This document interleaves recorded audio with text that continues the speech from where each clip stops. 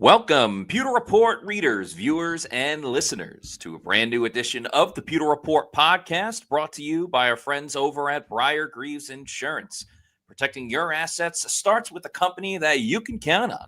So whether it's auto, homeowners, flood, boaters, or business insurance, there's nobody better in the business to work with than the great people at Briar-Greaves Insurance. For more information about them, visit briargreavesinsurance.com or give them a call at 813-876-4166. That's 813-876-4166. It is a Wednesday edition of the Pewter Report podcast, as we have our first game preview where we can actually look at some games from the season for a little more insight and a better breakdown of the matchup for the Tampa Bay Buccaneers. They are on the road again, this time going to Houston to play the Texans in prime time because it is a Monday night football game. So we're going to break down Bucs versus Texans. Yeah, we got a good battle of the unstoppable force against the immovable object, because the Bucs are undefeated in the first two games of Todd Bowles' career as head coach of the Bucs, but also the Bucs could not win in prime time last season. So something's got to give in this one. I'm your host, Matt Matera. Joined with me, Scott Reynolds of PewterReport.com. How you doing, Scott? Good. Something does have to give. I love the way you said that. This is like Juggernaut versus Colossus here. This is the Hulk versus the Thing in the Marvel world. Something's going to have to give. And if I'm judging this game based on what happened in Week 1, I'm giving the odds and the edge to the Buccaneers. I think they can do a good job stopping the run. Yes. Houston's offensive line is actually worse than Atlanta's. Their starting center, Jake Andrews, is not going to play in the game. And they've got a rookie right tackle, Nariante Irsay, who struggled last week. Very badly. 29.4 pass blocking grade from Pro Football Focus. That's and not was good. A handful. That's not good. And Hassan Reddick, for all of the chips and doubles he had, and he had some clean one-on-one rushes too. He's got to be licking his lips and getting ready for another feast on an inferior right tackle, right? And I think that he's just getting warmed up as a pass rusher. We haven't had a chance to talk to him. We were not at one Buccaneer place today. Don't feel like we're not doing our jobs. Don't feel like we're slacking. No one was. No one was, except for the coaches. The players had the players had today and Tuesday off. They practiced yesterday, or at least did probably a walkthrough and some film work. But with the extra day to prepare, coaches are busy at one Buc place to see if they can get to 2-0. And the last time the Bucs played in Houston, it wasn't pretty. 39-37 shootout. And here's the crazy thing. C.J. Stroud had a day, 470 passing yards, which was a rookie record, 5 touchdowns, including the come-from-behind game winner. Cade Otton should have won the game, but the Bucs defense was just not even remotely on the same page in that particular game. Carlton Davis had a terrible game, gave up multiple worst game of his career, including the game winner. Yeah. So good news is only 5 players from that game are starters on this Tampa Bay defense. So more than half of the Bucs defensive starters were not even on the roster or even in that game. So we'll see. Should be a better outcome. And you know what? Here's the thing. C.J. Stroud is considered to be a good up-and-coming quarterback, right? He had 26 touchdowns that rookie season, 5 of which were in one game against the Bucs. Okay. Mm-hmm. So you take those away, he had 21 touchdowns in 16 other games. Last year, Matt, he had 20 touchdowns and 12 interceptions in 17 weeks, 17 games. Is he really that good, or did the Bucs just make him look good? I'm not convinced that C.J. Stroud is a great quarterback. I think he's better than some, but I'm going to say he's in the above average to good category. So, but he's not great. So that's fair for sure. And the rookie highlight game for him was against Tampa Bay. Yeah. So the Bucs did put him on the map, or the treasure map, if you will, because the Bucs are Pirates. I like that. Now, context is important as well, because C.J. Stroud certainly had a little bit of a sophomore slump last season. Yeah. There's no doubt about it. But context is also very important in terms of the injuries that happened to Houston. I get it. Every team has to deal with it. The Bucs are no strangers to injuries from their team, but we saw how bad the defense was for Tampa Bay last season. Stephon Diggs was hurt. Tank Dell had a season-ending injury and everything like that. So there wasn't a lot of pieces for C.J. Stroud to work with last season versus what he had as a rookie. And the offensive line was abysmal for the Houston Texans. I'm not making excuses for C.J. Stroud. They tried to improve it a little bit this year, but that offensive line did not look good in that game on Sunday. And you add on top of the struggles of their rookie offensive tackle who moved to the right side for that first game, Ursary. There's also an injury to their starting center, Jake Andrews. He will not be playing in this game on Monday night between the Bucs and the Texans. So Jake Patterson is going to be the starting center for Houston. He played in 11 snaps against the Rams. I don't think that's enough of a sample size. I don't really think you can get enough reps to go up against Vita Vea in any game, let alone a primetime game. So you're talking about not having your best offensive players because Tank Dell's not playing. Nico Collins certainly is much better when he's complemented by having Tank Dell with them. And at the same time, the two Iowa State wide receivers, they had some sprinkles. They had some flashes here and there, but certainly still getting acclimated into playing in the NFL, especially when you go up against a difficult Rams defense in week one.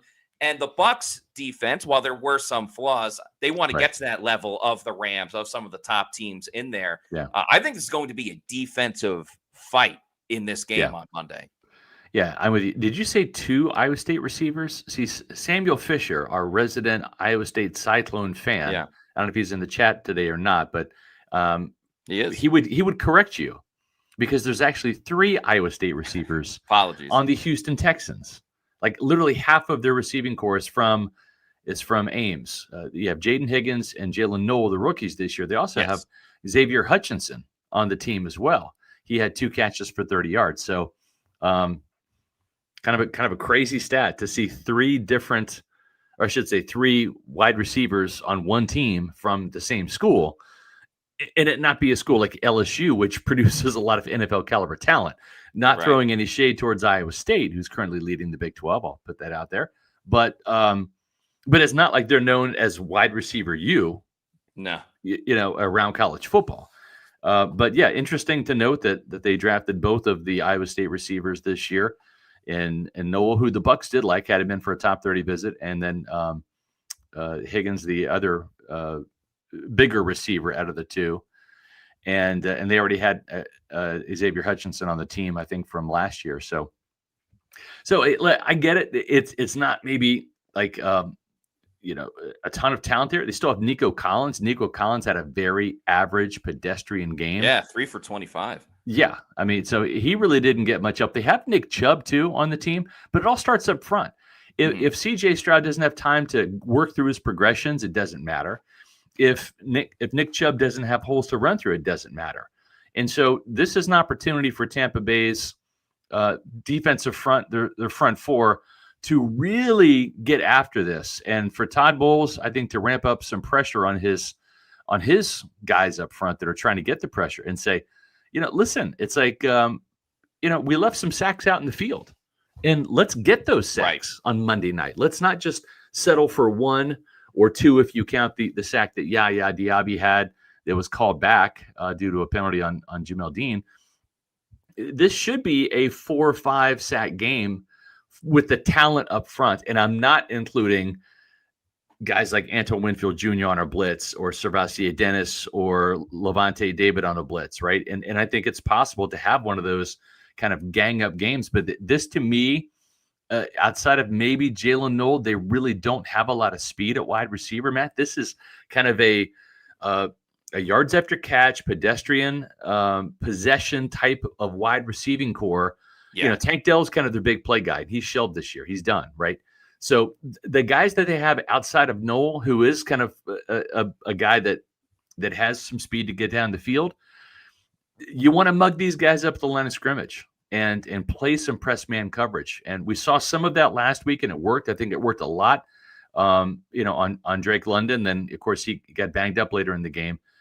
But to me, this is the game where you come out and you play press, you smother those receivers at the line, and you give your Hassan Reddicks, your Kalijah Kansis, your Vita Veas, your Yaya Diabis up front that extra half second to get home and turn a pressure into a sack. Yeah, because C.J. Stroud wanted to go deep against the Rams. He just couldn't. There was one pretty good throw. I believe it was to Higgins in the game. It went for 23 yards. It tied for the longest reception that he had and the Texans had in the game. Outside of that, and that was down the middle of the field, outside of that, C.J. Stroud wanted to go long. He could not go long because the Rams were in his face over and over and over. And you got to give credit to the Rams. They're a great defense. The Bucs will be seeing them a little bit later on in the season. And if the Bucs want to bring pressure, they absolutely should. The Rams blitzed 42% of the time against Houston. And Houston not only did not score a touchdown, they didn't score in the second half. That's right. So you can run all you want with Nick Chubb. And I'm happy Nick Chubb landed on his feet after all these injuries and playing in Cleveland. But it's not like he lit the world on fire. He had 60+ yards. Right. Who's better? Who's a better running back? Bijan Robinson or Nick Chubb? Or Bradley Chubb, excuse me. Well, I'm with you. And what is Nick Chubb? And to your point, Matt, it's not like they had to abandon the running game, right? I mean, the final score was 14-9. So you can run the ball all 4 quarters. So it wasn't like they just abandoned the running game and Nick Chubb, didn't have any carries in the fourth quarter because they're down by 2 scores having to play catch up. That was never the case. No, exactly. And to me, while the receivers certainly are a threat, and the Bucs did a great job in the first game against Atlanta of not allowing the big play, and certainly Bijan Robinson was the biggest threat to Tampa, both in the passing game as well. The one area that the Bucs have had issues with is over the middle and kind of the shorter routes on, say, like 3rd and 4, 3rd and 5. That's how Michael Penix Jr. was able to extend the drives here and there. Stroud, even though Kate Stover, who's not going to play in this game, had the most receptions among the team in that first game, to me, the better tight end, or at least the better receiving tight end, actually is Dalton Schultz. And Stroud had more receiving yards than Stover and 1 less catch. Schultz is the guy that is a little more shifty, can get open, find the slight little window. So while the receivers are important, I could just see if the Texans are going to have any success throwing the football, because we know what they want to do running the football. If they're going to have any success throwing the ball, it's going to be those 3rd and 5s, 3rd and 4s, where Dalton Schultz will get open for 2.5 seconds, but that's all the time that Daniels might need. Or Stroud might need. So to me, I'm curious how the Bucs match up with it, because Schultz isn't the fastest type of guy. This could be one where they get away with Servase Dennis or Levante David covering him when they go man-to-man instead of playing zone. Or do you want the speedy Jacob Parrish, who's going to be able to hang with them the entire time because he's just faster than him and be able to knock the ball away? But it is a lot of reliance on a rookie guy, but that's why you have that trust in him, and that's why he played 55 snaps. That'll be a matchup that I'm interested in as well. Here's what I'd like to see. I would love to see Todd Bowles' defense, and I don't think they did it, certainly not nearly enough last year, right? And they didn't do it in this first game either, right? With Bijan Robinson scoring a touchdown, 3 or 4 plays into the season. I want to see them come out and get either a takeaway on the first series or a 3 and out, and just not allow that opening drive that we've seen where Todd either gambles too much or not enough, either plays it safe or just tries to get too gimmicky. And like, for example, on the Bijan Robinson play, I just thought there was way too much going on. You had Logan Hall at right end. You had Yaya Diaby at left end. You had Hassan Reddick kind of like in the slot at the linebacker level. And both Yaya and Hassan, came. And I think what they're trying to do is say, all right, well, we're going to try to attack the blind side of Michael Penix, who's left-handed. So we're going to come with 2 of our best pass rushers from his blind side. It just was kind of like an easy pre-snap read. I think Hassan kind of gave it away. He was a little too anxious with leaning forward.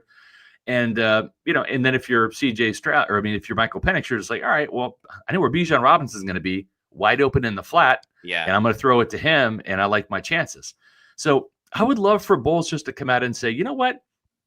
We'll do a little bit of blitzing, but we're going to do it like a little bit more elementary. Send Servase Dennis up to A gap or send Levante up to B gap, but we're going to have Hassan on one side and we're going to have Yaya on the other. And we're not going to do anything too crazy and exotic. We're going to try to establish, kind of our base defense, if you will, and get some one-on-one wins. But at the same time, play aggressive in the secondary, tight coverage, man coverage. Yeah. That allows time for the pocket to collapse, that prevents CJ Stroud from getting rid of the ball quickly and forcing him to hang on to the ball. Sometimes I think the best strategies are when teams, whether you're on offense or defense, you make it look exotic, but then you keep it simple. And I think Bowles at times, kind of to your point, it's almost like if you're playing a video game, if you're playing Madden, if you're playing it for the first time, you don't start on all Madden. You start on like regular or pro, whatever, and then you work your way up to the more difficult thing. Bowles likes to start at the most difficult thing and then maybe try to simplify it later on. Yeah. I think you got to simplify it early. Yeah. And then if it's not working, or even if it is working, that's when you give the different looks. If you start with the crazy, chaotic looks from the get-go, well, that gives Stroud a little bit more time to figure out, okay, they're doing this or they're going with that. And I mentioned this on the last show. I don't think we need as many, okay, they're going to put Levante and Servassier right up at the line of scrimmage and then drop them back. Yeah. You can do it from time to time, but to me, they did it way, way too many times. And we'll get to the super chat from Samuel Fisher in a second. Yeah, I think you're spot on. And you know what, Matt? It's almost like when Devin White had so much success blitzing, right? That year in 2020, 2021 or 20. I got to go back and look. One of those 2 years, I think it was 2020. Yeah, because he had 9 sacks. JPP had 9.5 and was the team leader, made the Pro Bowl that year. But he had a ton of success blitzing in the A-gap. And he would like mug right at the line of scrimmage and do that. And then teams really kind of adjusted their protection towards that, and he wasn't effective for the first couple games in 2021, if my memory serves me correctly. Then what did Todd Bowles do? He said, you know what? I'm not going to mug him. I'm going to send him, but I'm going to send him on some delayed blitzes. And I think delayed blitzes from the linebacker level are like absolutely deadly sometimes because the quarterback is not spying that particular linebacker. And I want to say, going back to Servassier Dennis's first sack of his career, his lone sack, which was against Jaden Daniels of all people, newsflash, hard to sack, hard to bring down. Just ask Elijah Cansey and Yaya Diaby, right? But if you remember that play, Levante David came through first and flushed him and made him kind of sidestep Levante and then step up in the pocket. And that's when Servassier Dennis came right behind him on a delay and wrapped him up. And I'd love to see more of that. I'd love to see more of Levante and Servassier not mugging in the A-gap or the B-gap, but just kind of hanging back and then rushing. Because I think that's even better than mugging and then dropping. Because who are you fooling in this day and age? Everybody mugs their linebackers in the A-gap, and it's like, okay, they're either coming or they're not, and they're either dropping or they're blitzing. There's no element of surprise. I think go back to the delayed blitz. That's where the element of surprise is. I would love for that. Absolutely. Another advantage that I think the Bucs have, and remember with Atlanta, Bijan, they'd either keep on third down, use him as a receiver, or Tyler Algier is a pretty good backup in the league. No doubt. Third down running back for the Texans is actually former Buccaneer great and special teams captain Dare Ogunbowale. And with all due respect to Dare, I don't think he's much of a threat to the Bucs. Like, sure, he can pass block a little bit, but I'm not worried if the Bucs have a one-on-one and they throw a swing pass to Dare out in the flat. He's not going to affect or impact the game the way that the Atlanta Falcons running backs can. So I think that's a huge advantage for the Bucs, where they can bring it a little bit more if they wanted to, knowing that they're not going to get hurt with the swing pass to the running back. I do think it's important for the Bucs, though. CJ Stroud is not a guy that wants to run. He will if he has to, and he uses his legs more to extend plays than necessarily rush for the first down the way that Baker will, or Lamar Jackson or Jalen Hurts. Yeah.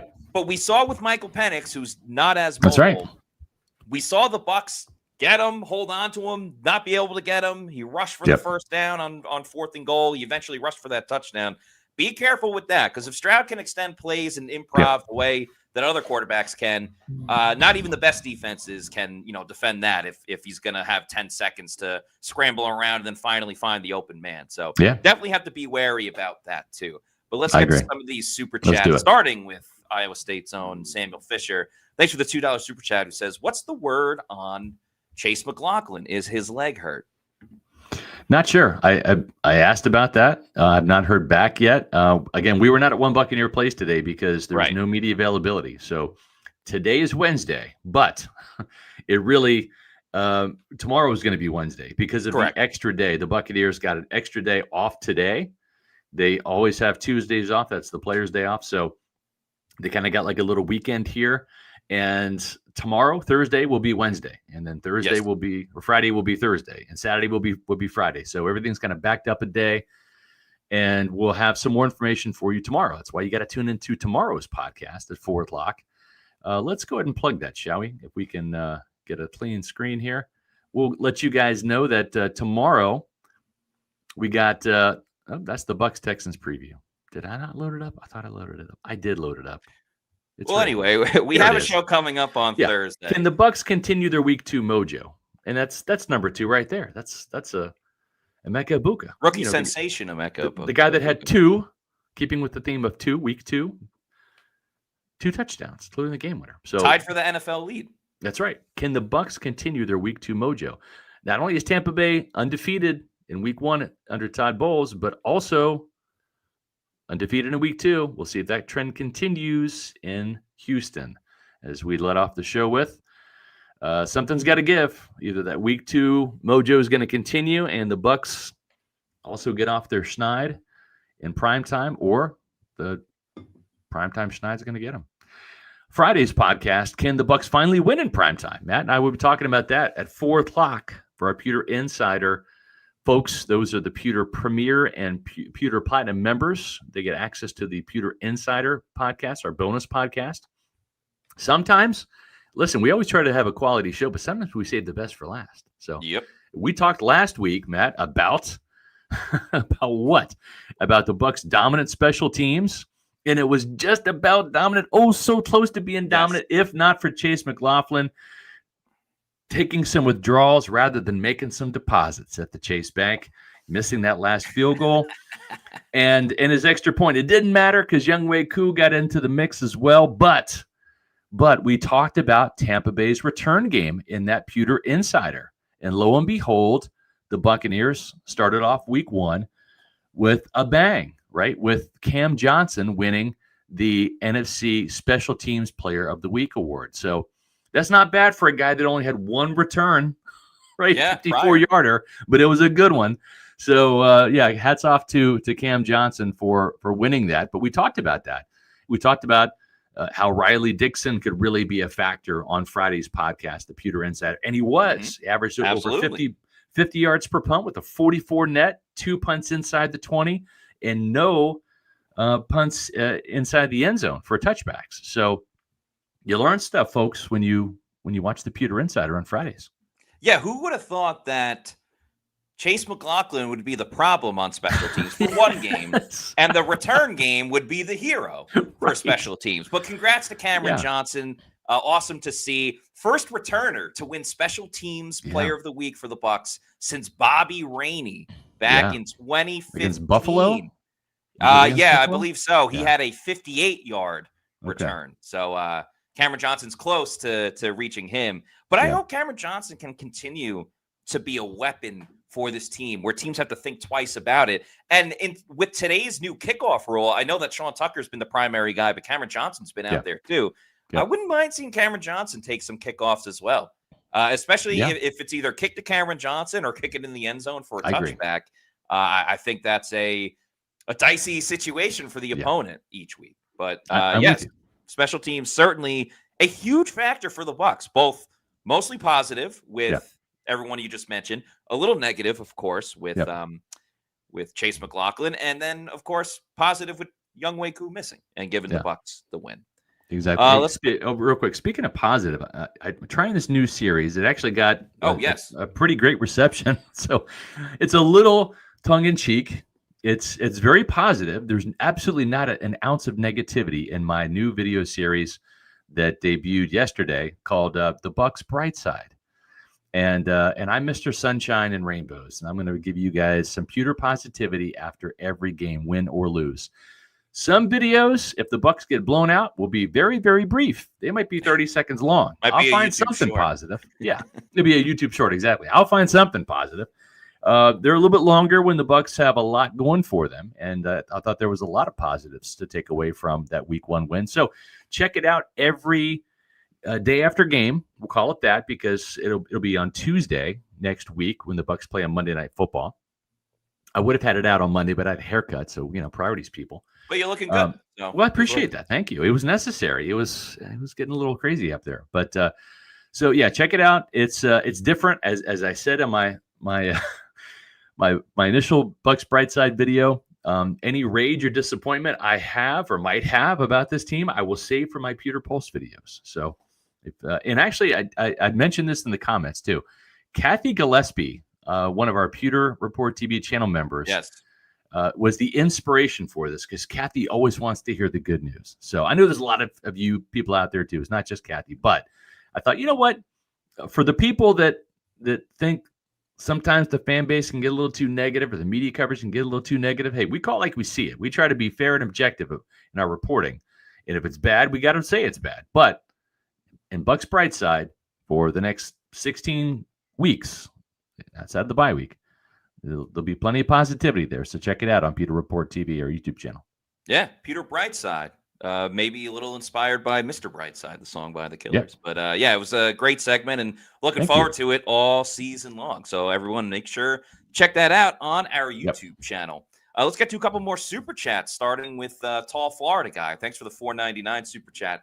Says Texans starting tight end broke his foot and is out. I like the Bucs chances. Yeah, we mentioned that a little bit ago. Cade Stover will not be available for this game on Monday night. So Dalton Schultz is, again, pretty much the main target, more of a receiving threat than a blocking threat. So I think Cade Stover is more like their Payne Durham type. Yeah. Right. But he's a valuable blocker. So this comes into play when you're talking about Nick Chubb in that run game. This comes into play when you're talking about 12 personnel and maybe Dalton Schultz is the guy that goes out for the passes, and Cade Stover is the guy that's doubling someone like, say, Hassan Reddick or Yaya Diaby on the edge and helping to pass protect for C.J. Stroud. So a little bit of a significant injury here, especially when you combine that with the fact that Jake Andrews, their starting center, is also going to be out as well. Yes.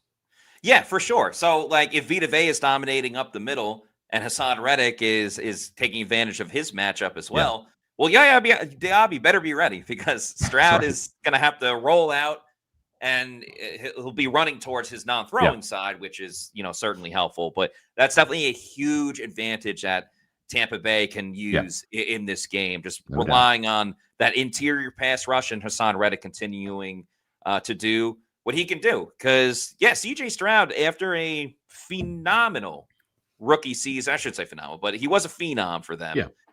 It's gone downhill a little bit, partially his fault, partially some of it around him, but it's definitely, the Bucs aren't going to be crying for him. So that's right. Mark Fisher, thank you for the $4.99 super chat. Says, any thoughts on improving the run game and what happened Sunday? Our scheme, execution, Falcon scheme after watching the game film. What my takeaways were, you had 6 or 7 practices with Graham Barton at left tackle and left guard Michael Jordan and Ben Bredesen at center. And I think given the fact that when people say they practice together for weeks, it's literally 6 practices. It's 3 practices a week and there's a walkthrough. So that's it. And regardless of these aren't training camp practices either, Matt. This is not full go, full pads. This is maybe 50%, thud, 75%, it's not like training camp where you can truly get the physicality and the timing down. These guys are learning on the fly on Sunday, and I expect them to be better this week. However, the Texans' defensive line is better than the Falcons' defensive line for sure, right? And let's talk about that now. Let's dive into some of these matchups here, right? So you've got Will Anderson, who had 11 sacks last year, really was the guy that they expected him to be. He got a sack last week on Matthew Stafford. There it is. He's going to be going up against mostly Luke Gedeke at right tackle as Anderson likes to come off the left side of the line. However, both those guys are interchangeable. But Anderson is that first round pick that you already see the C on the chest. He is the guy that DeMeco Ryans wanted, and he is that guy. The breakout year, he had 7 sacks as a rookie, 11 sacks last year. He is one of the most dangerous up-and-coming pass rushers there is. Now, the other guy, Danielle Hunter, is no slouch either. I think he's had 6 double-digit sack seasons. He's age 30. Doesn't look like it. He looks like he's built like a Greek god, and he is. He looks like a statue. Yeah. Like a Greek statue. And he knows how to get to the quarterback. And so he's going to present a lot of problems for Graham Barton, mostly. Sometimes they'll flip, but mostly it's Danielle Hunter on the right side against the left tackles and Will Anderson on the left side against right tackles. The best way that you can take these guys out of the game is to do 2 things. Get an early lead. Yes.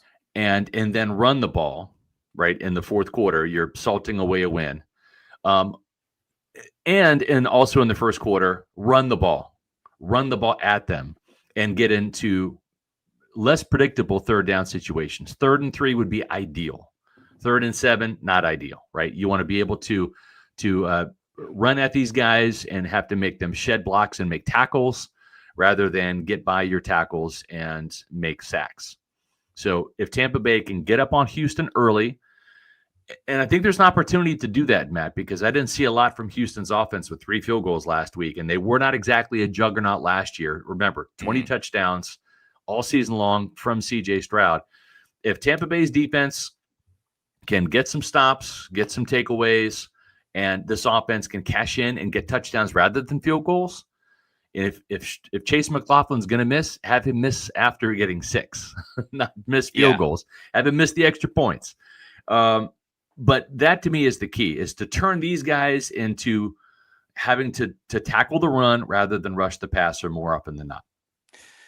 Yeah, I'm very intrigued by all this because, like, even looking at the Texans as an entire unit, they have some absolute dogs on this team. You mentioned the guys on the defensive line. Their middle linebacker, Henry Toto, I believe is how you pronounce it. He's all over the place. Yeah. Kamari Lassiter is all over the place. Jalen Petrie. Like, they are as aggressive as it gets. They are super aggressive, and I mean just as individual players, because they only blitzed 14% of the time against the Rams. So they did not bring the house, where Atlanta, it really felt like they blitzed all the time. So I'm curious if the Texans will adjust that, knowing how the Bucs kind of had some of their struggles here and there, or will they stay with that? So you would love to get the ground game going with Bucky Irving. And I thought the Bucs, while overall the stats don't show it because Baker Mayfield was their leading rusher, I think when the Bucs, after their first 2 drives, they started to figure it out a little bit more. But that front is really tough, and how are they going to get to the second level? So honestly, I think it's going to be really tough sledding for the Bucs once again. Now, if they find something that works, we've seen Josh Grizzard in his young tenure as a Bucs offensive coordinator will go and stick with that plan again and again. A good example is the passing game, where Iabuka's second touchdown came on a play that they had previously run before. So I think the Bucs, and this will help with the running game, I think, you almost run at the aggressive edge rushers to try to slow them down a little bit.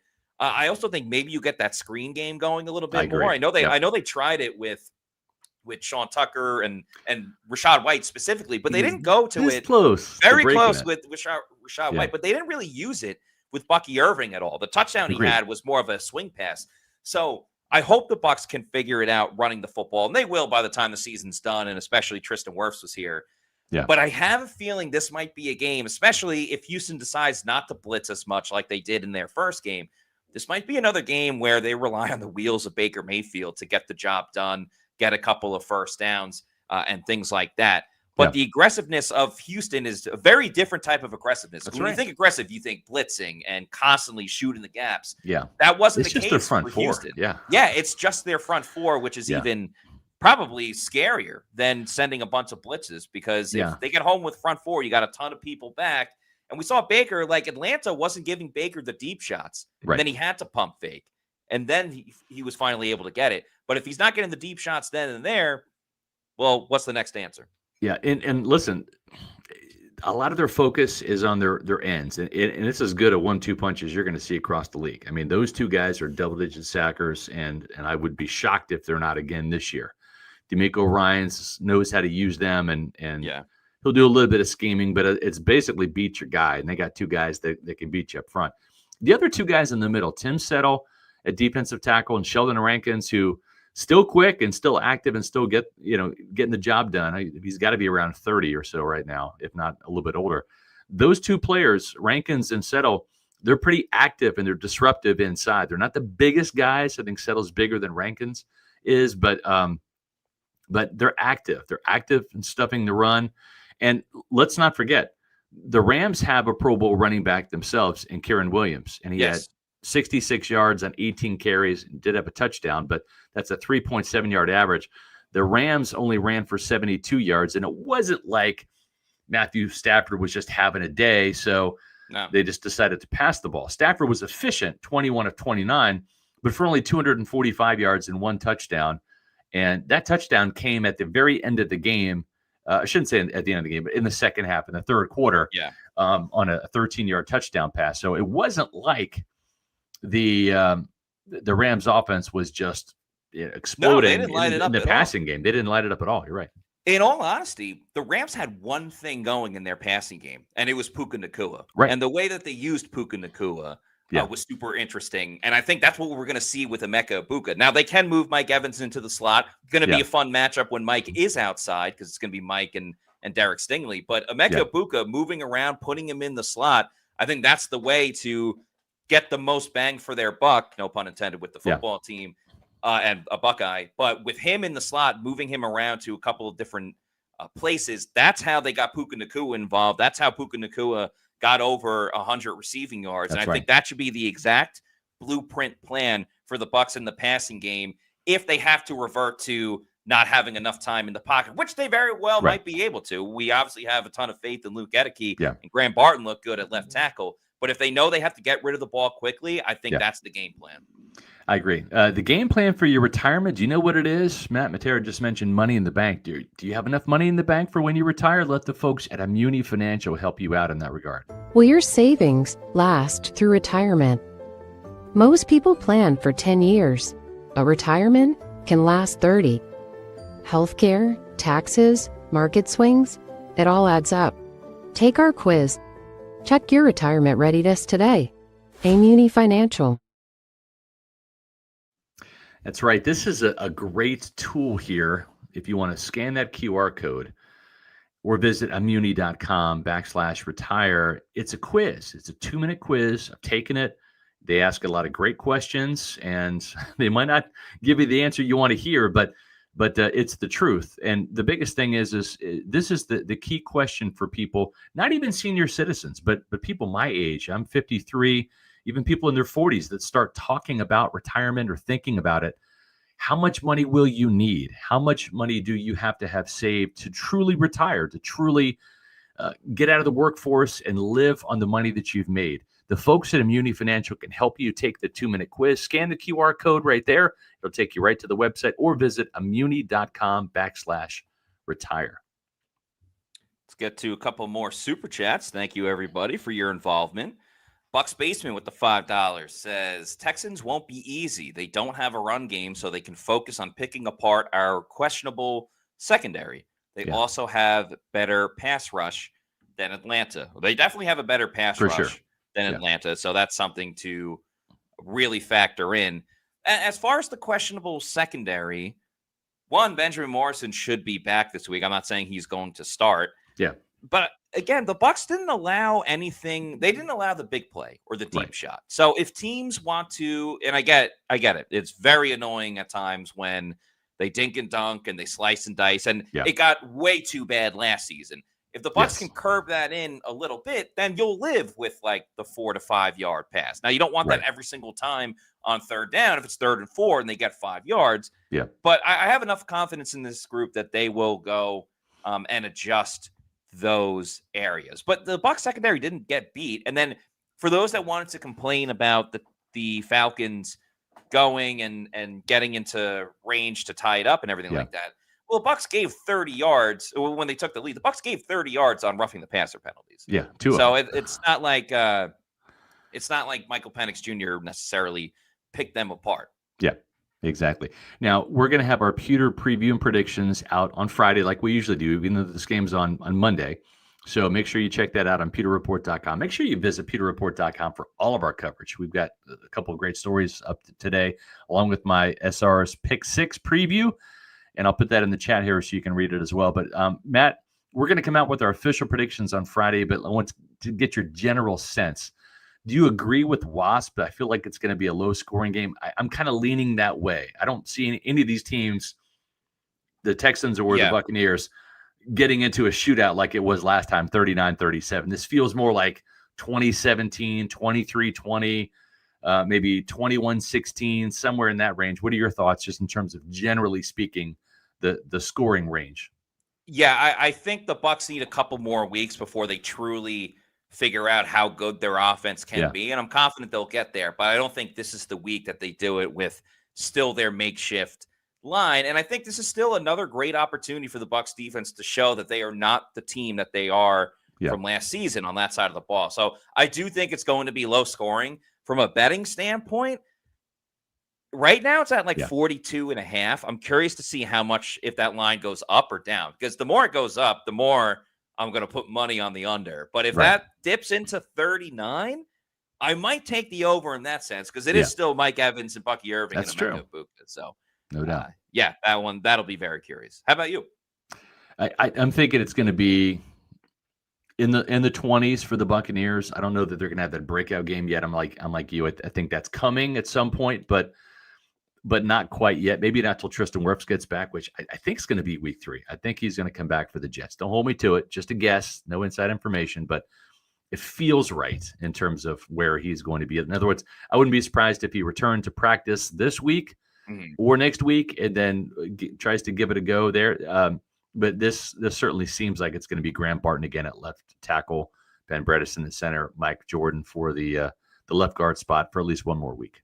And I'm sure we'll ask Todd Bowles, and he'll be like, I don't know. We'll see. And they'll be like, that's up to the trainer.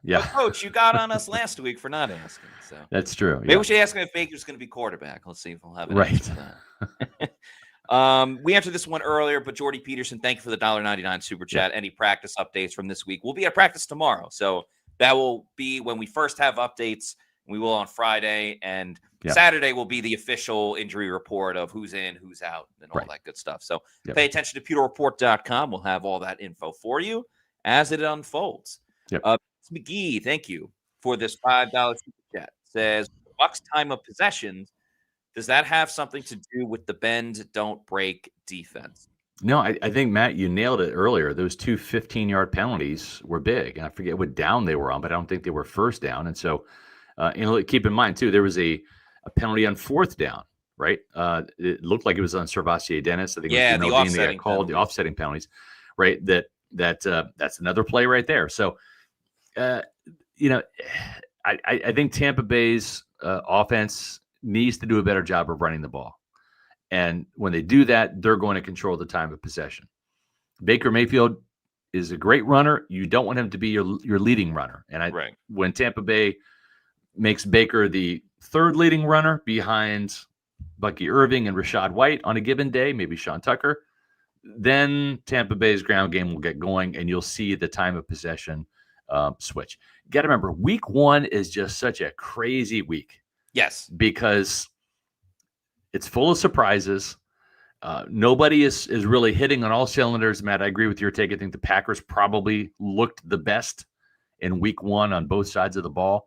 But it's just got to figure this out. And remember, too, we're dealing with a makeshift offensive line. Tampa Bay, I think, wisely did this, but they reshuffled the deck at 3 out of 5 positions on that offensive line. They just didn't say Charlie Heck in for Tristan Wirfs.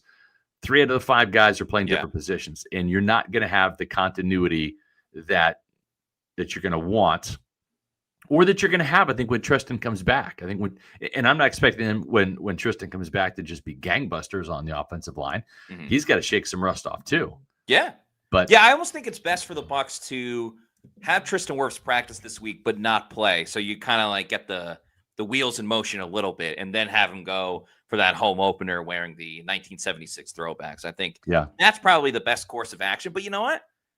If the Bucs win on Monday, that gives them more of a reason to slowly ease Tristan back into the lineup. Now, you obviously want him in there as quickly as possible, but if the Bucs are 2-0 and they look good on Monday, then you might say, all right, Tristan, come back week 3 and practice week 3, and then maybe keep them ready and able, then have them go week 4 against the Eagles. Now, certainly if they lose and the offense can't get off the ground and barely score any points, well, then there's more of a reason to have Tristan Wirfs go sooner rather than later. But, it's all kind of up in the air at this point.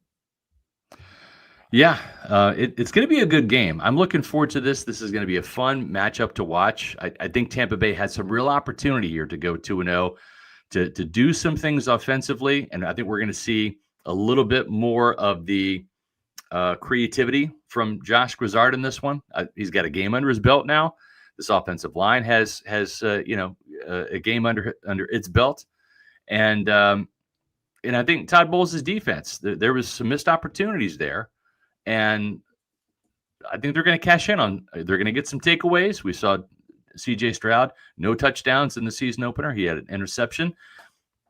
I think this defense is whet its appetite last week, and I think they're going to feast this week. I really do. I think Tampa Bay's defense is going to come to play. It was a good, okay week 1 showing, but it was not good enough.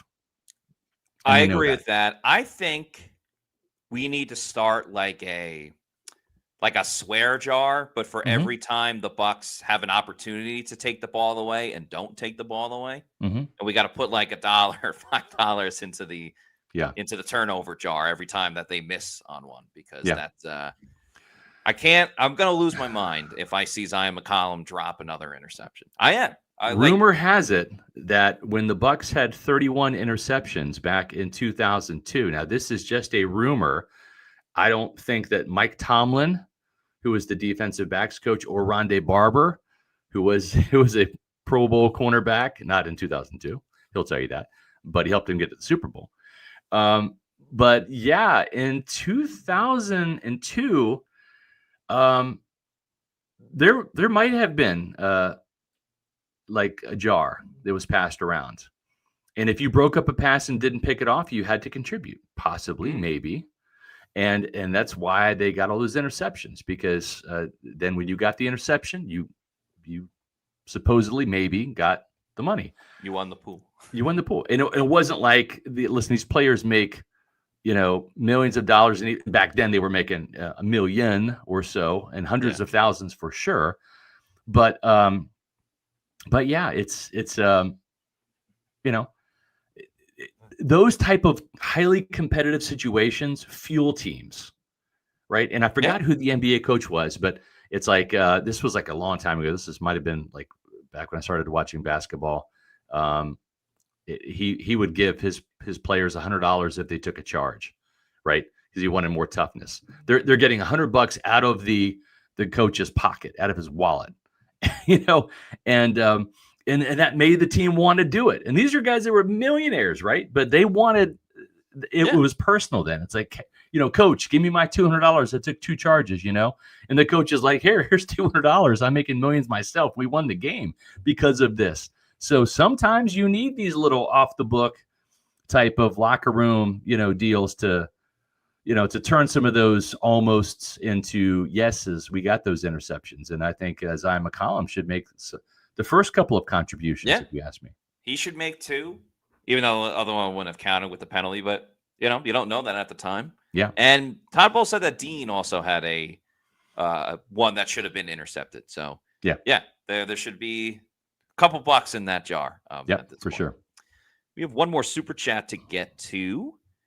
Thank you to David Brown for the $4.99 super chat. Says, is there any validity to CBS Sports injury report showing Godwin and Wirfs returning in week 3? Maybe returning to practice, but not returning. Chris Godwin is weeks away from. He hasn't even practiced yet, so I don't think they're going to rush him out into the field. But Tristan, like I said, I think Tristan is a lot closer to returning than Chris Godwin is. There have been some reports, and from what I understand, they're kind of on the money that that Godwin they're targeting week 5 at Seattle for that return for him. But I think there's a good chance Tristan comes back for week 3. We'll see. It's all going to depend on the team trainers, and Todd's going to, play dumb and I don't know, just do what the trainers tell me. And, if we're going to practice him, then we'll put him out there. And if he's cleared, we'll do that. If not, well, he's not. So I think Tristan comes back before Chris, and there's a pretty good chance it happens against the Jets in week 3. If not, I would stake my reputation that he'll be back for that Eagles game in week 4. But Tristan, he wants to play in the creamsicle. Of course. The throwback 76 jerseys. Yeah. Even like Mike Evans, I'd asked him about the 76 throwbacks at some point in training camp. And he said they were fire, but then he was also like, I missed the chance to wear the creamsicles last season. So he's like, I got to make sure that's right. I'm ready for, that jersey and the creamsicle when it comes back, and the road ones as well against Seattle. So yeah, the sooner they can all get back, the better. But as long as the Bucs keep winning, the more wins they have without their best players, I mean, the only better it's going to help them when everyone does return, and we're talking about maybe the number 1 seed. I think that's certainly still in play. I agree. Speaking of number 1 seeds, how about the number 1 seats? Well, there's not a bad seat in the house when you get to Walk-Ons, folks, because that's your football headquarters. Big screens, bold snacks, all the hype. Game days are better at Walk-Ons. They really are. They've got 2 new nacho platters that are just fantastic. And what's even better is there's 3 Tampa Bay area locations to serve you. Maybe you live down there, close to the stadium like Matt Matera does. Well, go to the Midtown Tampa location. It's a great place to go for pregame or for postgame or anytime, really. And if you live up here in my neck of the woods in Wesley Chapel, or maybe you're down I-4 in Lakeland, well, hit those locations as well. There's 3 Tampa Bay area locations to serve you at Walk-On Sports Bistro. They've got a lot of great new menu options. Those are the 2 different nacho platters I'm talking about. One's buffalo chicken, one's more of the traditional style.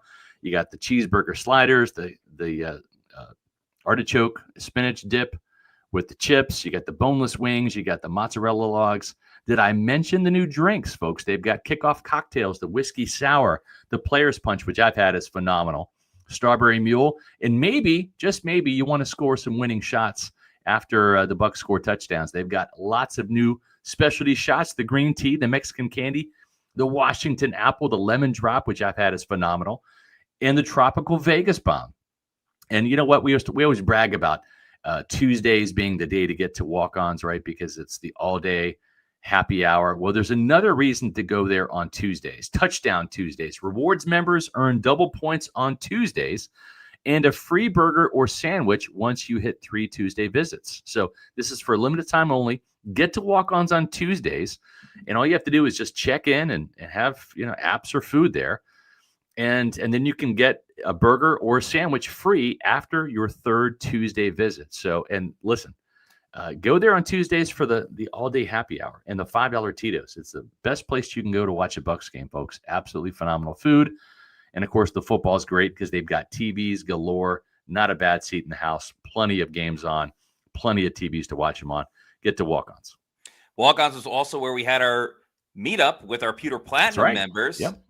And thank you to Scott Federico, Rachel Gordon, Noah Parr, Scotty J, Dave Anderson, Hezo813, Ash Fishpool, Joel Elrican, Sam, John Dale Morris, Zach Brannigan, RP89, Connor, 4 Reels, Kevin Thomas, Leighton Carter, The Guy is Gifted, Brandon Riley, Alec Bickler, Nick Dubuque, Zach Jarvis, Mario Thomas, Eric McMillan, Dominic Tarantino, and HK Bucks. Thank you so much for all your support of PewterReport.com. Yes. Thank you so much. Greatly appreciate it. Listen, y'all have come out for these podcasts this year. We knew that you would. I mean, we're almost on the way to 21,000. We're literally about 50 or 60 away.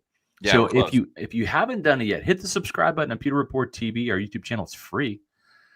There's no cost to it, and that's the beauty of it. You just hit the subscribe button, help us get to 21,000. Also, hit notifications when I come out with a new Bucs Brightside or Pewter Pulse video, or when we go live with the Pewter Report podcast or Matt's multiple Pewter picks and props videos. He's hitting college. He's hitting pro games. He's in the Bucs games. You're going to get notified when Adam Slavon has his top 10 takeaways video come out. So whatever it is that you like on Pewter Report TV with our video content, hitting notifications will also let you know when that video content comes out. So please do that. Also, I want to let you guys know that the best way that you can help support our channel is not just hitting subscribe, but also becoming a Pewter Report TV channel member. We're up to like 135 members now. We've had a slew of new members. Thank you all so much for joining. What we do with this money is, well, we use it for our travel budget to send us to places like Atlanta for the first game of the season. And in other locations, we go to the Senior Bowl in the off season. We go to the Combine. Greatly appreciate your support. There are 4 different membership levels. Find the one that fits your budget. And we've got, I uploaded some new emojis just last night. So there's a Tristan Wirfs, a Zion McLaughlin, and a Hassan Reddick. Heyo. And I need 10 more memberships, and I can add 3 more. And I'm going to get some more in there. I forgot Levante. I got to get Levante up there. So we're stacking the emojis for you guys to use in the chat and the comments. And I got more Bucs players I got to add. So we need 10 more members. So find the membership level that suits your budget and your needs the best. Remember, the Pewter Premier members and the Pewter Platinum members get access to our bonus Pewter Insider podcast every Friday, typically at 1:30, but it's going to be at 4 o'clock because, again, the Bucs Thursday media session typically is going to be on Friday. So Matt and I are going to be at press conferences and all that, so we're not going to have time to do it at 1:30. So 4 o'clock will be the time there.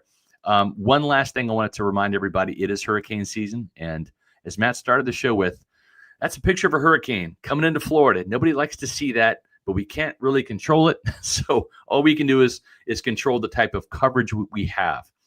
If you are paying too much for homeowners insurance, would you know that? If you're paying too much for auto insurance, would you know that? You might not, because rates change and fluctuate all the time. But if you give the folks at Briar Greaves Insurance a call, and that's briargreavesinsurance.com on the web, they can run your insurance for auto, homeowners, flood, boaters, or business and find out if you're paying too much. And if they are, they're going to offer you some fantastic options. I was paying too much for my auto insurance, and I'm with Travelers now through Briar Greaves, and they've really helped me save some money. I've had my homeowners insurance with them for years. The late, great Mark Cook told me about Briar Greaves Insurance a long time ago. It was one of the best moves I ever made. Even Jason Light uses Briar Greaves Insurance. He said that on our podcast. So do yourself a favor. Let them do all of the work for you. Give them a call and say, hey, find out if I need flood insurance. Am I in a flood zone? And they'll let you know. Am I paying too much for my insurance for my auto or homeowners? They'll let you know. Let them do the legwork, and it's a free call, no obligation, 813-876-4166. Hurricane season doesn't end for a couple more months, folks. Make sure that you have the coverage that you need. If you're in a flood zone, it's not just homeowners. Yeah. If you're in range of storm surge along the coast or flooding creeks or rivers, you need flood insurance too. Make sure you're protected. They want to help protect and serve you. Great people, family-owned Tampa Bay business, briargreavesinsurance.com. Yeah, make sure you check them out. Real quick, just wanted to give a shout out to, I believe this is Swish, SW15H, says, first time catching the live. Just wanted to say thank you guys for your insight.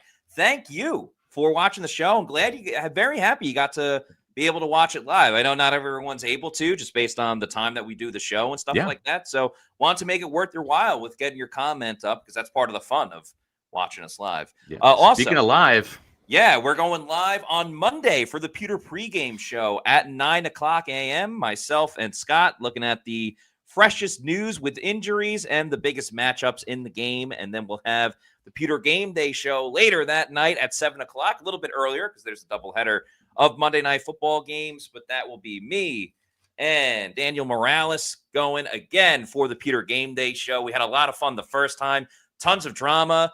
We put together a little clip as well of our highlight reactions from the moment. You could also see on our social media the last 2 minutes of the game when we freak out on the see that today. You guys were freaking out. The Iabuka touchdown, the Landis touchdown, and then the missed field goal at the end.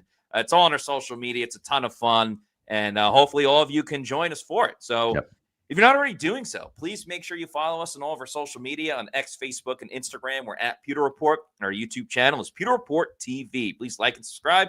Leave a comment on this video as well, what you are looking at for Bucs vs. Texans. That'll do it for us on today's show. For Scott Reynolds, I'm Matt Matera saying thanks everyone for watching. We'll see you tomorrow at 4 p.m. for another edition of the Pewter Report podcast. Out.